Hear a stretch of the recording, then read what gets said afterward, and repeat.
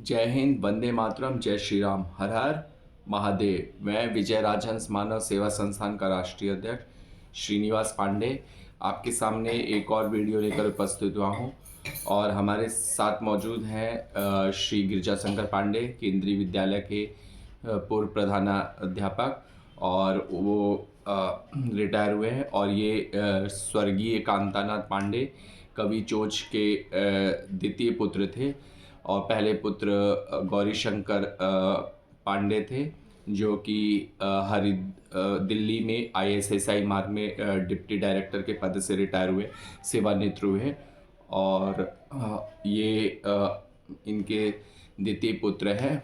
और कांतानाथ Pandey Harishchandra degree college के पहले प्रिंसिपल थे, और उन्होंने अपनी जीवन मतलब कॉलेज के लिए ही समर्पित कर दिया, और गुंडागर्दी और नकल रोकने के लिए अपनी जान की बाजी दे दी। और उनको मंगला सिंह नामक व्यक्ति ने नीची बाग पे छुरा घोंप दिया था, और उनकी उसी समय मतलब थोड़े दिन बाद मृत्यु हो गई थी।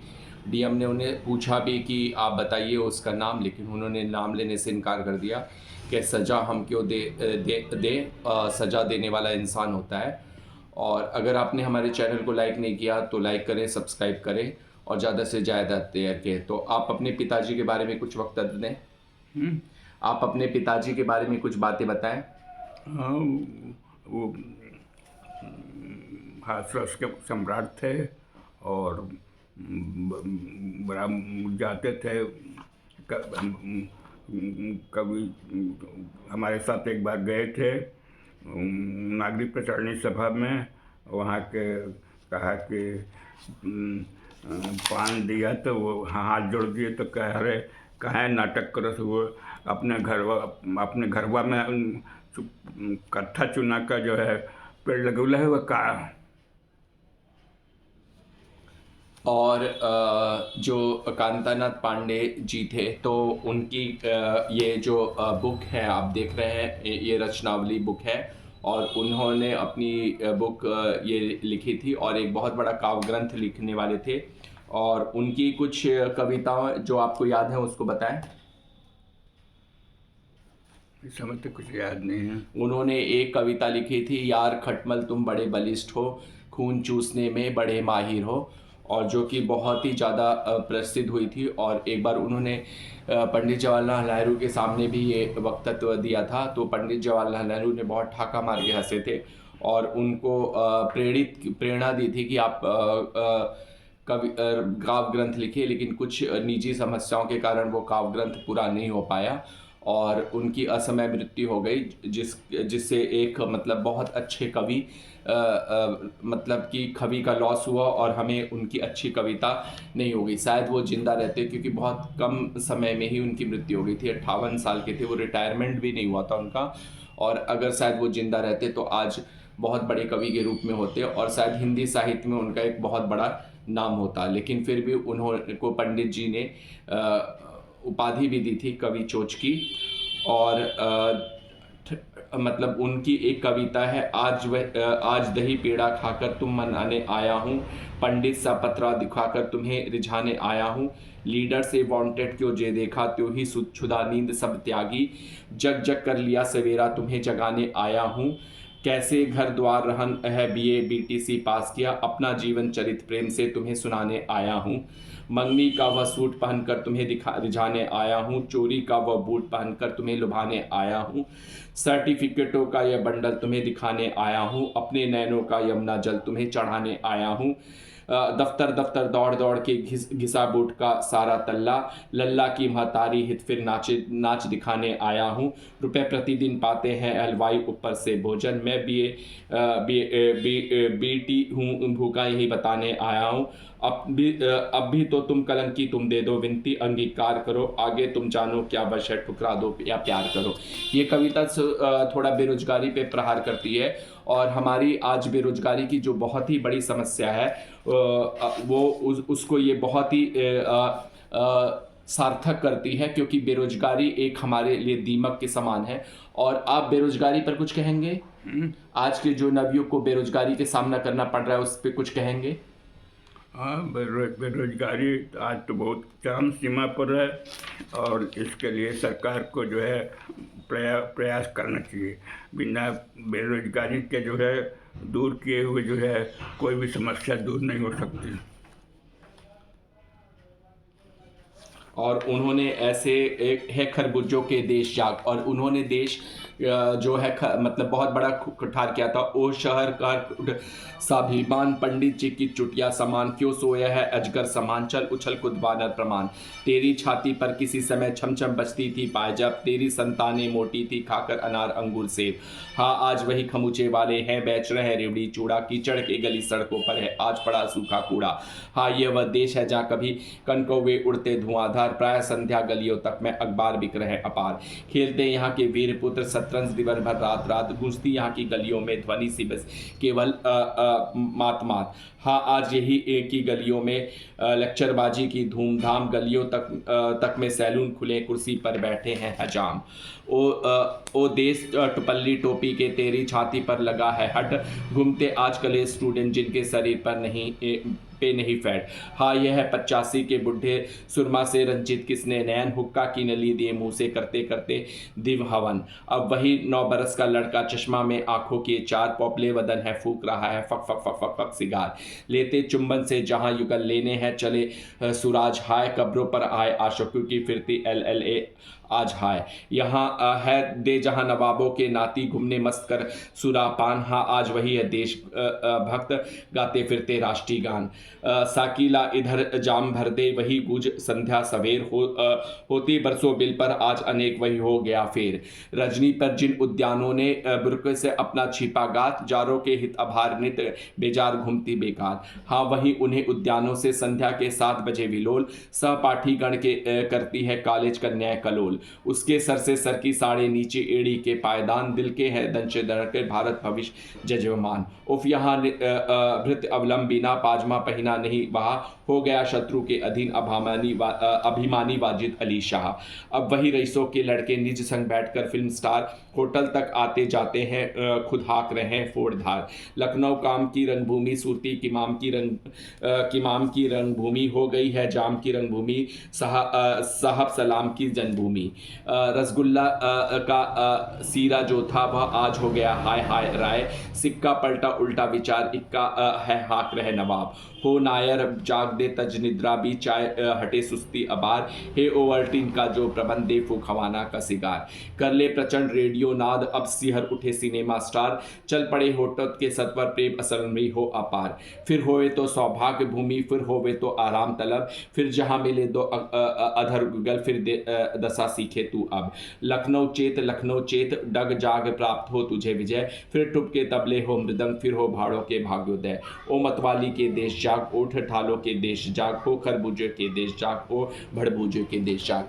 ये मतलब उन लोगों को था कि जो देश प्रेम की भावना नहीं रखते हैं, और जो देश की भावना नहीं रखते हैं उनको जगाने का प्रयास था। उन्होंने अपनी कविता के माध्यम से बहुत कुछ कहा था। उनका बहुत कुछ कविता है जो अभी प्रकाशित हुई है, आप देख भी सकते हैं रचनावली, और आगे भी चल के वो कविता बहुत बड़ी कविता लिखने वाले थे, और वो उन्हीं पे कटाच कर रहे थे जो देशद्रोही होते हैं और जो नेता देश के लिए नहीं सोचते हैं। और अभी किसी मतलब नकतेड़े ने भाषण दिया था कि मतलब भाजपा सिर्फ नफरत के बीज बोझती है, तो तुम लोगों ने कौन बड़े से नफरत का बीज नहीं बोझा है? तुम लोग कौन बड़े दूध के धुले हो? तुम्हारे पिताजी ने तो हिंदुओं पर गोली चला दी। एक कौम को खुश करने के लिए दूसरे पर गोली चलाना क्या नफरत के बीज बोना नहीं था? तो तुमको तो शर्म आनी चाहिए। पहले अपने गिरेबान में झांक लो, फिर उसके बाद दूसरे को कटाच करो। और जब तुम्हारे पिता ने गोली चलाई तब नफरत की बीज नहीं थी। गोली चलाना मतलब प्यार का समुंदर फैलाना था, मतलब प्यार हिलोरे मार रहा था उस गोली में, कि कार्यकर्ता को तुमने बुरी तरह से मार दिया। क्या हो रहा था उस टाइम पे? क्यों मतलब गोली चला चलाई थी, किस हक से गोली चलाई थी? अगर तुम मुख्यमंत्री बैठ गए हो, बन गए हो, तो क्या तुम गोली चलाओगे कार्यकर्ता पे? ये मतलब कैसा प्यार? ये नफरत की बीज नहीं थी तो कैसा प्यार था? तो मैं उनसे ये पूछना चाहूंगा कि आपने नफरत के बीज का परिभाषा मुझे बता दीजिए कि नफरत है क्या और नफरत क्या होती है, इसकी परिभाषा आप मुझे बता दीजिए। अगर आप में इतनी दम है तो मेरे से साथ सीधे सीधे साक्षात्कार कीजिए, तब आपकी बुद्धि ठिकाने हम लोग लगाते हैं। तो ये तो था। और अब आप बताइए कि आज के जो नेता हैं, जो जैसी राजनीति, गंदी राजनीति करते हैं, उस राजनीति के बारे में आपका क्या विचार है? उनको राजनीति जो गंदी राजनीति करते हैं उनको उनका बहिष्कार करना चाहिए और अच्छे लोगों को जो है राजनीति में लाना चाहिए। और जिस प्रकार से जो बयानबाजी होती है वो है, उसको मतलब आप क्या कहेंगे? जिस प्रकार की ये बयानबाजी होती है जो कि बहुत ही शर्मनाक है, वैसे उस बयानबाजी को क्या कहेंगे?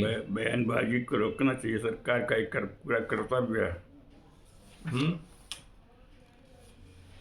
तो हम देखें, इनके है कि हम जो नेता जो बयानबाजी करते हैं और इनको ऐसी बयानबाजी से नहीं करनी चाहिए। नफरत आप ही फैलाते हो, नफरत आप बोते हो, और अपनी सिर्फ एक छोटी सी राजनीति के लिए, एक सत्ता लोलुपता के लिए। तो ऐसी नफरत नहीं चलेगी। और आज जनता जाग चुकी है और जनता उसी को सर आंखों पे रखेगी जो नफरत के बीज नहीं बोता है। और सच में अगर नफरत के बीज अगर है, जो 1990 में कार सेवकों पर गोली चलाई, तो वो नफरत नहीं थी तो क्या थी? अगर वो प्यार था तो ऐसा प्यार आप ही को मुबारक है। गोली खा के आप देखिए, तब आपको पता चलेगा कि नफरत की बीज क्या होती है। आपने भगत सिंह की तरह कोड़े नहीं खाए, आपने चंद्रशेखर तिवारी आज़ाद की तरह कोड़े नहीं खाए, सुभाष चंद्र बोस की तरह आपने वो पीड़ा नहीं देश की देखी, तो आप नफरत और प्यार के बीच में कोई भी अंतर नहीं जान सकते। क्या आप इस बात से सहमत हैं? क्या आप इस बात से सहमत हैं? आप अपना कुछ वक्तव्य दीजिए। जो आज की नेता नफरत बनाम प्यार, इस पे आप क्या कहेंगे? आज के नेता को जो है नफरत को छोड़ना चाहिए और सब प्रेम का जो है बीज बोना चाहिए। अगर वह नफरत फैलाएंगे तो वह जो है जनता उनका बहिष्कार करेगी। और हम जो मतलब सैनिक हैं उनको सलाम करेंगे, और जो किसान है, जो हमारे देश के अन्नदाता हैं, उनको सलाम करेंगे।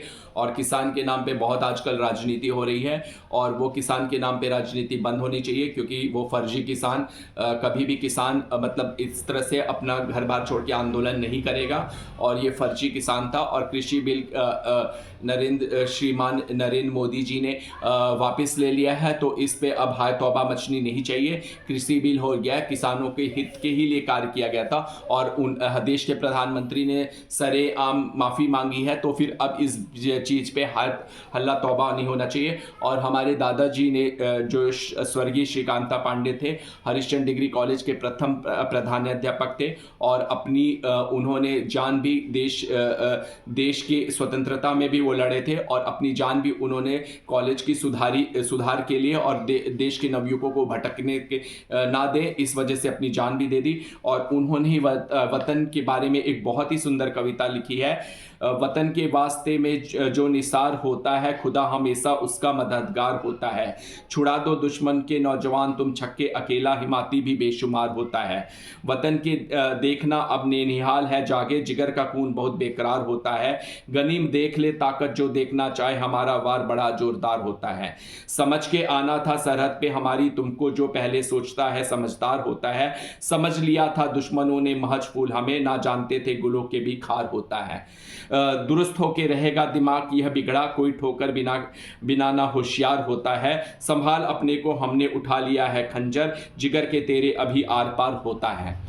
कभी भी को इनकी हम हस्ती मिटा चुके होते, हम बस हुक्म का यही इंतजार होता है। उठे हैं आज बड़े जोश से जो हुब्बे वतन, फलक भी बेकरार बार बार होता है। किसी को झूठ बोलना है हम चीन से सीखें, नगद कुछ भी नहीं सब उधार होता है। ना मुल्क यह बुज़दिलों का है देहराम, दिलेर इसका हर एक खाकसार होता है। खदेड़ देंगे तुमको अपनी सरहदों से हम, नशा कैसा भी हो सबको होता है, बिना समझे हमें बेहद बड़े चले आए, समझ आती अब गायब घुमार होता है, सताने वालों का वह शैतान होता है साथी, सताए हुओं के परवर दिगार होता है। ये कविता उन्होंने थोड़ी उर्दू में लिखी थी। और लेकिन ये चीन पे जब 1962 का युद्ध हुआ था और हमने अपनी भूमि बहुत गवा दी थी, उसी पर वो बहुत मतलब बहुत दुखी थे और चीन को एक सबक देने के लिए और अपने सैनिकों के हौसला बढ़ाने के लिए उन्होंने एक कविता लिखी थी। और आज हमारे बीच में वो स्वर्गीय कांतानाथ पांडे नहीं है, लेकिन उनकी अनेक ऐसी कविताओं से मैं आपको रूबरू कराता रहूँगा। और अब हम ये जानना चाहते हैं कि जो चीन हिमाकत कर रहा है और जो चीन हम पे अटैक करने की सोचता है, तो क्या हम चीन को तगड़ा जवाब देने के लिए तैयार हैं? हम बिल्कुल तैयार हैं हम तो। और राजनाथ सिंह ने भी कहा है कि हम चीन को सबक सिखा के ही रहेंगे। और मतलब आप अपने सैनिकों, जो हमारे सैनिक हैं, वीर बहादुर सैनिक हैं, उनके लिए कुछ शब्द कहेंगे? हाँ, सैनिक ही देश की रक्षा करते हैं और उनके कल्याण के लिए जितना अधिक काम सरकार कर सकती है वो करे। और तभी जो है सैनिक का मनोबल बढ़ेगा और राष्ट्र की रक्षा हो सकेगी और राष्ट्र की उन्नति होगी। और अब हम ये जानने जाएंगे कि सैनिकों पे जो मतलब जो जज्बा और जो ताकत भरी थी वो हमारे बहुत ही आदरणीय स्वर्गीय लाल बहादुर शास्त्री थे और उन्होंने एक स्लोगन दिया था, जय जवान जय किसान।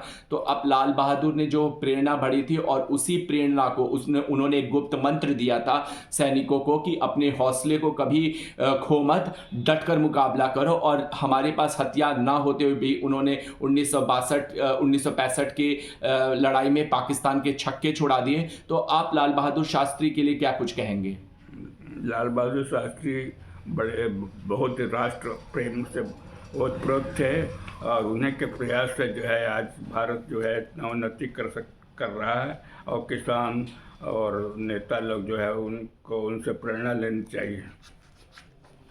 और उनकी अब एक और कविता मैं आपको यही जो सैनिकों पे है उसके बारे में एक और कविता बताऊंगा। हर बालक इस देश का हाच हकीकत राय, बचने का अब शत्रु के बचाना एक उपाय। हर सैनिक इस देश का गर्वित गुरु गोविंद, नव गुंजित करने आया है निनाद जय हिंद। वह क्षण भी है संकट जब उद्दत अरवृंद, आह कहेगा हाकार जब भारत जय हिंद। खिला सौर्य शोणित कमल उमड़े तरुण मिलिंद, गूंजा जय गुंजार है अंबर तक जय हिंद। तो ये ऐसी कविता जो हमारे देश के सैनिकों के अंदर एक हौसला बढ़ देती है। और जब भारत गुलाम था, गुलाम की बेड़ियों में जकड़ा हुआ था, तब हमारे इन कवियों ने ही उन देश प्रेमियों के, देशभक्तों के लिए और जो स्वतंत्रता सेनानियों के अंदर एक जज्बा भरा था और स्वतंत्रता सेनानी उस जज्बे के साथ ब्रिटिश हुकूमत से भी लड़ पड़े और देश को आज़ाद कराया। इस पर आप क्या कहेंगे? कवि का कितना योगदान होता है? कवि का कितना योगदान होता है सैनिकों के अंदर जज्बा भरने के लिए? कवि का तो बहुत ही बड़ा योगदान होता है। कवि ही जो है राष्ट्र को आगे बढ़ा सकता है। और आप कवि में हम जब हमारा देश गुलाम की जंजीरों में जकड़ा था तो कवि ने ही मतलब बहुत बड़ा योगदान दिया था। जो स्वतंत्रता सेनानी थे उनके अंदर एक जज्बा भरा था और एक जज्बे के तहत उन्होंने बहुत मतलब लोगों को, नवयुवकों को प्रेरित किया था और जिसके कारण हजारों सैकड़ों में नवयुवक स्वतंत्रता संग्राम की, आज़ादी की लड़ाई में कूद पड़े थे। इस पर आप क्या कहेंगे? बिल्कुल सही है। और अब हमारे सामने श्रीमती शांता पांडे जी का हम स्वागत करेंगे और वो भी अपना कुछ वक्तव्य देंगी और वो भी कुछ अपना वक्तव्य देंगी। हाँ, वो अपना कुछ वक्तव्य देंगी। और श्रीमती शांता पांडे जो इस संस्था की संस्थापिका हैं और वो अपना कुछ वक्तव्य देंगी कि उन्होंने स्वतंत्रता सेनानी में जो जज्बा और सैनिकों में जो जज्बा कवि भरते हैं वो कितना होता है, उनका क्या योगदान होता है? उनका बहुत बड़ा योगदान होता है क्योंकि अपने कविता के द्वारा वो नवयुवकों में जो जोश भरते हैं, देश प्रेम भरते हैं और उन्हें ये प्रेरणा देते हैं कि ये देश तुम्हारा है, भविष्य तुम्हारा है, ये देश की सुरक्षा तुम्हारा नैतिक कर्तव्य होता है। इस देश की रक्षा करना तुम्हारा नैतिक कर्तव्य है। और इस देश के प्रति तुम प्रेम, जिसके मन में देश के प्रति प्रेम नहीं है, वो व्यक्ति इस देश में रहने के लायक ही नहीं है, न वो इस देश का है न कहीं का है। तो हम ये कहेंगे कि आज के नेता ये सब छोड़ के कि कौन क्या कर रहा है, हमें क्या करना है क्या नहीं करना है, ये सोचे कि हमें क्या करना है, ऐसा हम क्या करें जो हमारा देश विश्व भर में प्रसिद्ध हो जाए और विश्व देश में पहला नंबर मेरे देश का हो जाए। यहाँ के नवयुवकों को जगाना ही उनका कर्तव्य बनता है, क्योंकि ये देश आगे जाके नौकरियों के भविष्य का ही ये देश है। और हमारे कवियों ने, लेखकों ने, सबने स्वतंत्रता संग्राम के समय ही ऐसी रचना की थी जिस रचना को देख करके, जिस रचना को पढ़ा करके ये स्वतंत्रता सेनानी लड़ सके थे। तो कवि और लेखक ही आज हमारे देश के स्तंभ हैं। वही हमें बताते हैं देश की स्थिति, देश की रचना को क्या करना चाहिए, नौकरियों को क्या करना चाहिए, उनका भविष्य कैसे उज्जवल होगा, हमारा समाज कैसे आगे बढ़ेगा। ये सब ये कवि और लेखक के ही द्वारा हमको पता लगता है। बाकी हम क्या, देश की स्थिति के बारे में कौन क्या जानता है। और जैसे हम जानते हैं कि मुंशी प्रेमचंद्र को कौन जानता नहीं है, उनकी जो मार्मिक कहानी थी और जो दो बैलों की कथा है और गोदान है, और उन्होंने जो उनकी कहानी थी, जो उनके उपन्यास थे, वो जो हमारे मन को बहुत ही द्रवित कर देते हैं और जो समाज की सच्चाइयों को उजागर करते हैं। अभी मुंशी चंद्र प्रेम का चौराहा बना है पांडेपुर में, लेकिन उसका रखरखाव नहीं किया जाता है मतलब अच्छे ढंग से। तो ये बहुत भी बड़ी हमें चोट पहुंचाती है कि जो हमारे महापुरुष हैं उनके लिए जो पार्क बनाया गया उसका रखरखाव करें। सरकार का भी नैतिक कर्तव्य होता है और आम नागरिक का भी एक कर्तव्य होता है कि उसका रखरखाव करें और उसके आसपास उन जो महान कवि थे, जो स्वतंत्रता सेनानी थे, उनके आसपास थूके ना और पान का छींटा ना करें। जब अगर आप किसी का सम्मान नहीं कर सकते तो उसका अपमान करने का भी आपको कोई हक नहीं दिया है। और आज मैं अपने दादाजी की एक और कविता सुनाऊंगा जो उन्होंने लिखी थी सैनिकों पर, और जो देश स्वतंत्रता सेनानी थे और जो देश के लिए मर मिटे उन्होंने लिखा था, और उसका शीर्षक था बलिदान करो। यह भारत कभी ना हारा है, यह भारत कभी ना हारेगा, रणधीर वीर वह जाग उठा पृथ्वी का वह कष्ट निवारेगा। वह भारत कभी ना हारा है, यह भारत कभी ना हारा है, रणधीर वह जाग उठा पृथ्वी का कष्ट निवारेगा। भारत की विजय सुनिश्चित है, भारत पर तुम अभिमान करो। जिस देश में ऐसे वीर रहे वह देश हार है क्या सकता, जिस देश में ऐसे धीर रहे वह देश को कौन मिटा सकता। ओ भारत के वीरों शस्त्र रिपुओं को तुम सब जान हरो। ये भारत कभी ना हारा है, ये भारत कभी ना हारा है खड़ा हिमालय तना हुआ, वीरों तुम शीश झुकाना मत, प्राणों को भले गवा डालो, आज़ादी कभी गंवाना मत। आज़ादी की बलि वेद पर आओ अपना बलिदान करो, इस धरती का सम्मान करो, भारत का जय जयगान करो। यह भारत कभी ना हारा है, यह भारत कभी ना हारा है। ऐसी कविता थी जो मन में हमारे एक उमंग भर देती है, एक जोश भर देती है। और आप सभी से विनती है कि अपने देश के लिए सोचे, देश के लिए समर्पित रहें, देश के लिए मर मिटे। और आज एक बहुत बड़ी काशी में बहुत ही भयंकर घटना हुई। स्कूल में एक बालिका का बलात्कार हो जाता है और उस स्कूल पत्रकारिता इतनी घटिया स्तर पर हो गई है कि उस स्कूल का नाम लेने से डरते हैं। एक मतलब बालिका जो हम अब योगी के मिशन, नारी शक्ति मिशन पे बहुत बड़ा आघात है और हमारी संस्था इसका पुरजोर विरोध करती है। और हमारी संस्था माननीय मुख्यमंत्री योगी आदित्यनाथ से करती है कि जल्द से जल्द ऐसी स्कूल पर कार्रवाई करें, नहीं तो हम आंदोलन पर बैठने के लिए विवश होंगे। और एक स्कूल पे जिस पे 9 साल की बच्ची से एक जो सफाई कर्मचारी थे बलात्कार करता है, जेल तो वो चला ही गया, लेकिन स्कूल की क्या ड्यूटी बढ़ती है। अभिभावक क्या बच्चों को इसलिए भेजते हैं स्कूल में कि उनका बलात्कार हो जाए और उनको मार के काट दिया जाए। और मतलब हमारी पत्रकारिता किस स्तर पर गिर गई है कि उस स्कूल का नाम लेने से लोग डरते हैं। तो मुझे बहुत ही बड़ी मतलब कष्ट हुआ है कि ऐसे मतलब हमारे समाज में ऐसे घृणित कार्य हो रहे हैं और हम लोग चुपचाप मौन खड़े हैं। क्यों नहीं हम सड़क पर आते हैं, क्यों नहीं हम उसका विद्रोह करते हैं। लेकिन हमारे में इतनी शक्ति नहीं बढ़ी है कि हम उसका विद्रोह कर सके। आप इस पर कुछ अपना वक्तव्य दें। जो स्कूल पर एक घृणित कार्य हुआ है उस पर आप क्या कहना ऐसे तो चाहेंगे? घृणित कार्य कितने हुए हैं, लेकिन पता नहीं क्यों जनता सोई है, लोग सोए हैं। हम तो ये कहते हैं कि जनता को जागना पड़ेगा, अपनी सुरक्षा स्वयं करनी पड़ेगी। जनता अगर आगे बढ़ती है, आंदोलन करती है कि ये सब रोका जाए, ये सब ना होने पाए, तो सरकार को भी इसमें मदद करना चाहिए और ऐसा कानून बनाना चाहिए जिससे कि सब लोग सुरक्षित। अब कौन देश में सुरक्षित है, कौन नहीं सुरक्षित है, तो ये तो कोई बता ही नहीं सकता। अब स्कूल में बच्चे को पढ़ना ज़रूरी है, पढ़ेंगे, शिक्षा ज़रूरी है, तो पढ़ने तो बच्चे जाएंगे, बच्चियां जाएंगी, लेकिन अगर वो इस तरह से अशिक्षित हैं तो फिर पढ़ाई कैसे हो पाएगी। ऐसे स्कूलों को बंद कर देना ही ठीक रहेगा, या ऐसी सज़ा दे जिसमें कि आगे कोई कुछ ऐसा करने का हिम्मत न कर सके। हम तो ऐसा कहते हैं कि भाई कानून ऐसा बनाइए कि अगर जो बलात्कार करता है उसको तुम ऐसी सज़ा दो कि जिससे कि उसके एक रूह काँप जाए, वो मरे भी ना, जिए भी ना, ऐसे मर के जिए, तब उससे समझ में आएगा कि पीड़ा क्या होती है। हम तो यही कहेंगे सरकार से, हमारी संस्था की तरफ से, हमारी तरफ से भी यही प्रार्थना है। हम आदित्यनाथ जी से यही कहते हैं कि ऐसा कानून बनाइए कि जहाँ भी बलात्कार होता है, चाहे वो समाज हो, चाहे वो स्कूल हो, चाहे ऑफिस हो, या कोई भी जगह हो, अगर ऐसा जो भी व्यक्ति पकड़ा जाता है उसको ऐसी सज़ा दीजिए कि जिसमें उसकी रूह काँप जाए, न वो मरे न जिए, तिल तिल करके मरे, तब उसे समझ में आएगा कि पीड़ा क्या होती है।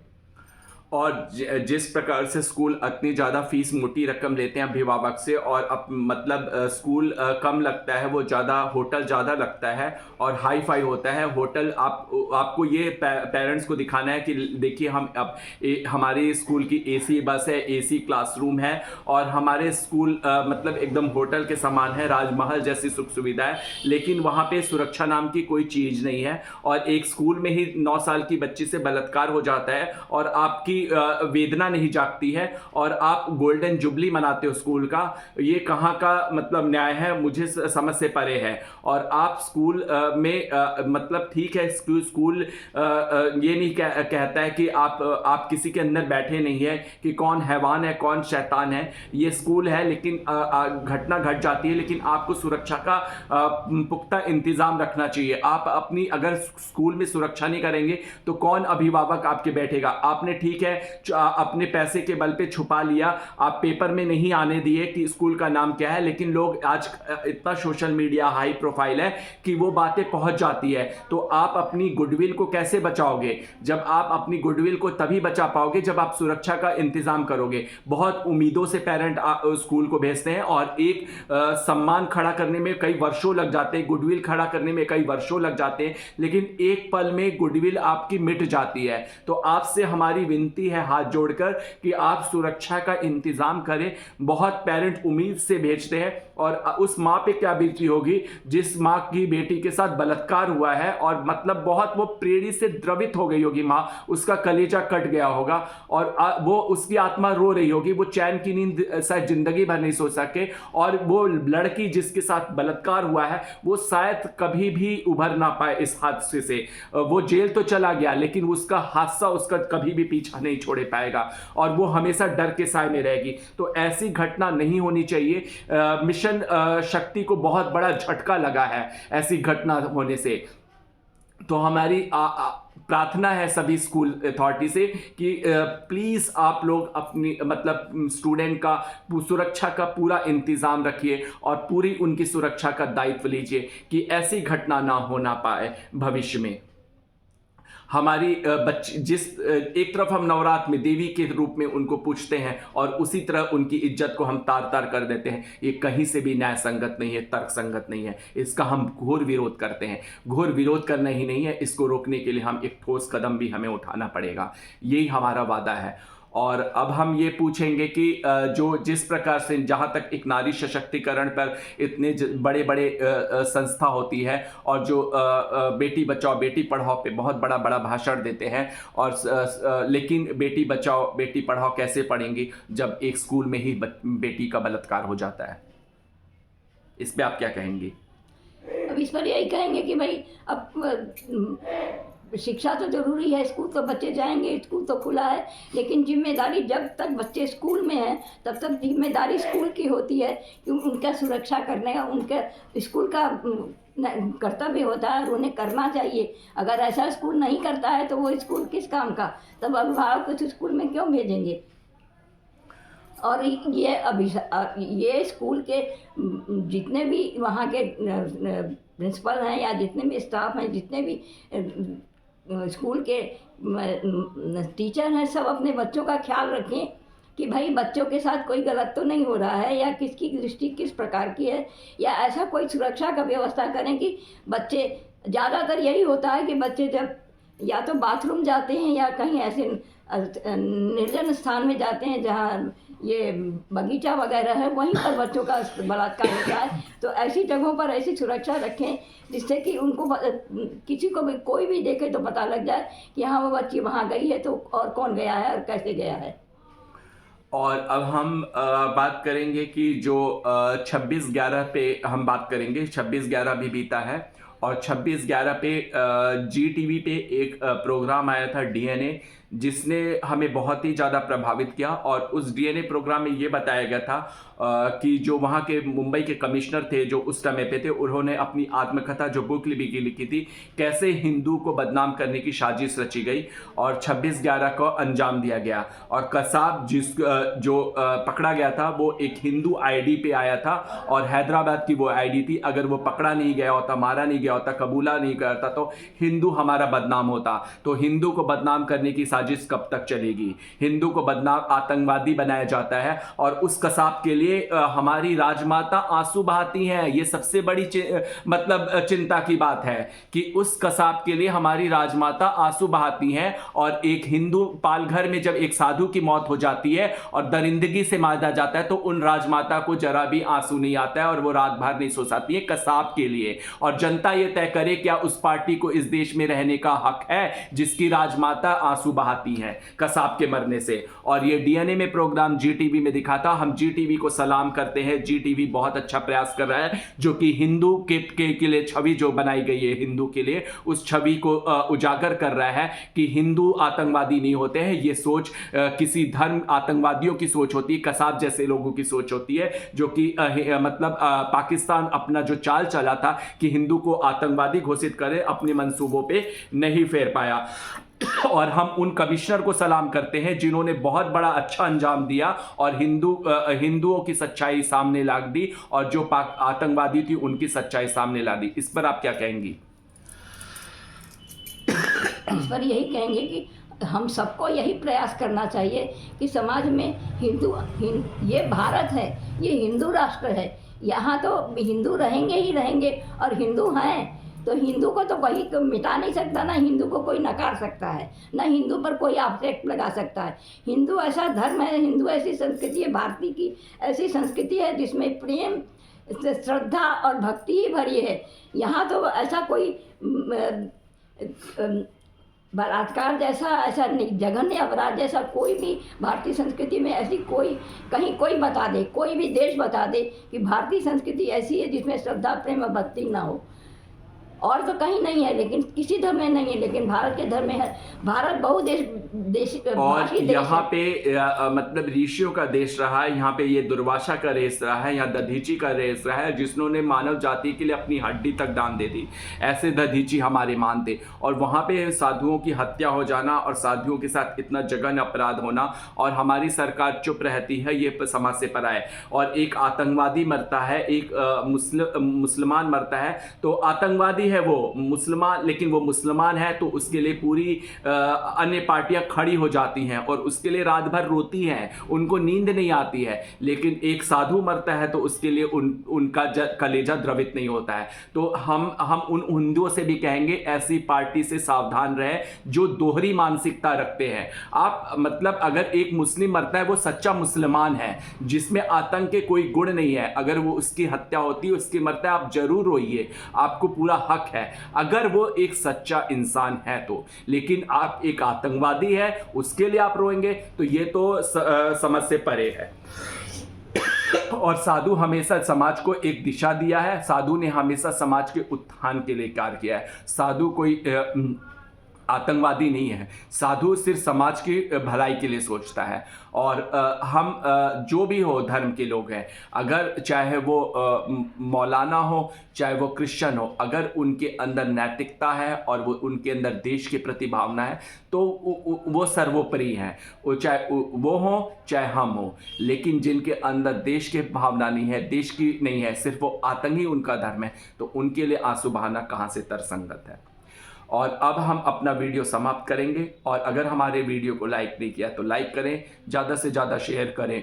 और अगर हमारा वीडियो पसंद है तो कमेंट बॉक्स में ज़रूर से कमेंट दें। जय हिंद, जय भारत, वंदे मातरम, हर हर महादेव।